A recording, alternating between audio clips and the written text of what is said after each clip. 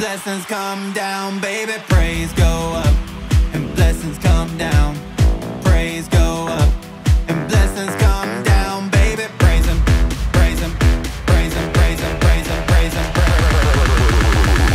him. Let your praise go up.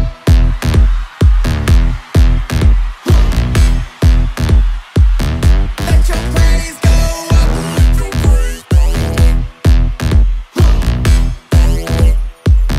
Let your praise go up. Everybody, we came to praise. Everybody, we came to praise. All right, so we just got done grinding some stumps, and I was gonna follow up and give you guys a little bit of breakdown of the profit. So I don't charge as much as other companies, otherwise I probably wouldn't be working as much as I do. And I might charge more than what you charge in your area because the cost of living kind of dictates the value of the work that we do. So if you live in an area where the cost of living is really low, you can't charge very much for your tree work, or you won't be busy at all, and you'll be few and far between keeping jobs. So anyway, we just finished up, and I charged $100 per 10 feet to remove about 10-foot arborvitaes. They're really wide, super old, all snaggled together, and it wasn't real easy to get them out of there, but it wasn't super difficult. So we removed 80 feet at $100 per 10 feet was $800. So two of the guys that work with me, they went out and they did the job while I was busy doing estimates and a few other things. But then I just went out and ground all the stumps. So there ended up being about 25 stumps. So I charged between $20 and $30 per stump. And there was net total of $665 once I added it all up. So they paid me in a check. That's great. I already cashed it even. But just to break it down, I use a Toro STX 26 that I purchased for around $7 grand. Then if you buy them brand new, they're like $25,000. It's a pretty expensive machine, really. But mine's used in actually pretty good condition, and it has the Rhino wheel on it, so it's a really durable wheel. I hit some concrete, didn't do any damage to any of the blades that I have on there. But I was just going over what the rental costs were for the same machine.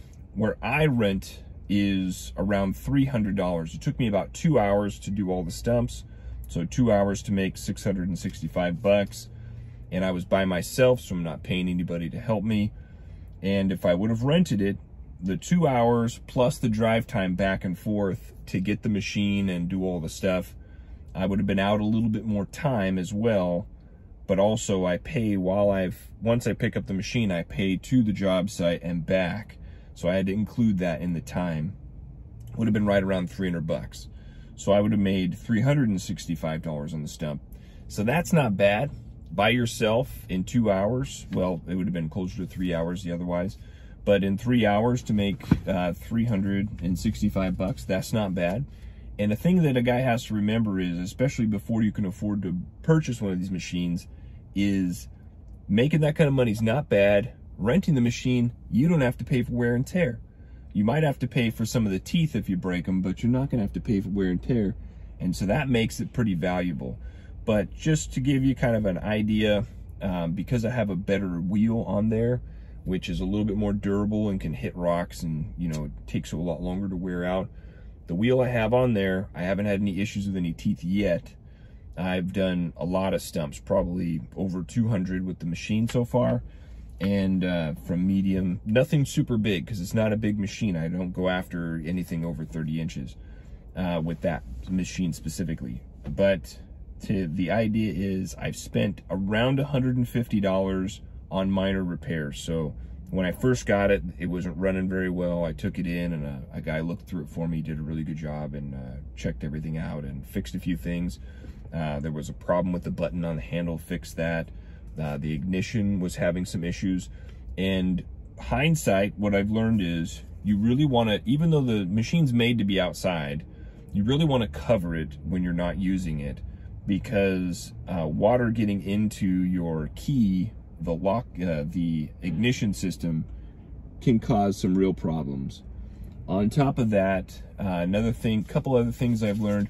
Of course, you want insurance before you get started. That's kind of a minor thing, but making sure that you do your locations, calling and planning ahead, because I need 48 hours for them to do their locations. I have to plan my jobs appropriately. And so that's one of the drawbacks of stump grinding, but still, you can see the value, you can see how much money you can make, just a quick little idea. And, you know, I've been doing it for a little while, not super long. I've been doing tree work for close to 25 years now, so I have a little bit of experience, but I've only been stump grinding really for the last maybe 15 years. So not a super long time doing stump grinding, but as far as that goes, there is profit there. It's worth it to buy a machine. Advertising and stuff adds in a little bit, but I really like the Toro STX26. I've done a video in the past where I explain a little bit of the reasons why I like that machine particularly, but they've been really dependable for me, and I know it's something that I'll be able to use for quite a while and not super expensive to repair if something goes wrong. So anyway, that's just a little bit about stump grinding.